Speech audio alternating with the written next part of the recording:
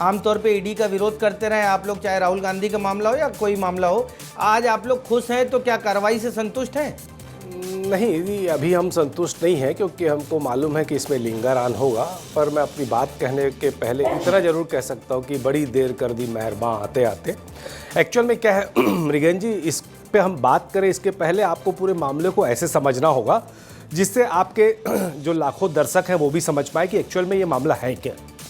देखिए, 2014 के बाद जब से मोदी जी की सरकार इस देश में आई है तो पूरे देश में जितने भी भारतमाला के प्रोजेक्ट स्वीकृत हो रहे हैं, जैसे हमारे छत्तीसगढ़ में भी करीब करीब 471 किलोमीटर का भारतमाला प्रोजेक्ट स्वीकृत है, ऐसे ही पूरे देश में भारतमाला प्रोजेक्ट स्वीकृत होते हैं।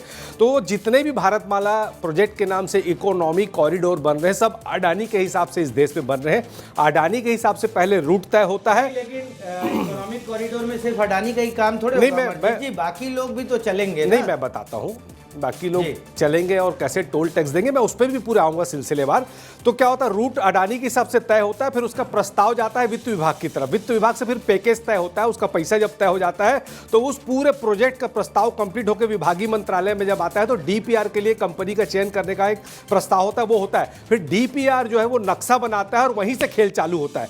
जब नक्शा विभागीय मंत्रालय के पास भेजा जाता है तो प्रोजेक्ट डायरेक्टर जो होता है उसको सबसे पहले रूट का, प्रस्ताव का, प्रोजेक्ट का पता चलता है और उसका जो रीजनल ऑफिसर होते हैं उस प्रदेश के, उसको पता चलता है और वहां से वो नक्शा बिकता है। जिम्मेदारी से कह रहा हूं, वो नक्शा बिकता है। वो नक्शा बिकने के बाद संबंधित प्रदेश में आता है। उसके बाद उस नक्शे के हिसाब से उस जमीन जो प्रस्तावित रूट रहता है उसके आसपास की सारी जमीनों को खरीदने बेचने का काम चालू होता है। खरीद के नामांकन बटांकन करके उस एकड़ में ली हुई जमीन को टुकड़ों में बांट के फिट में किया जाता है और इसमें मंत्री से लेकर सारे बड़े बड़े अधिकारी तक सब शामिल होते हैं। सबके बीच में बंडर बात होती है और उसके बाद एनएचआई के रीजनल ऑफिसर के और भू माफियाओं की मिली भगत से उसमें जो है वो मुआवजे वाला घोटाले की कहानी बनाई जाती है और ऐसे ही ये चालू होता है। इसी पर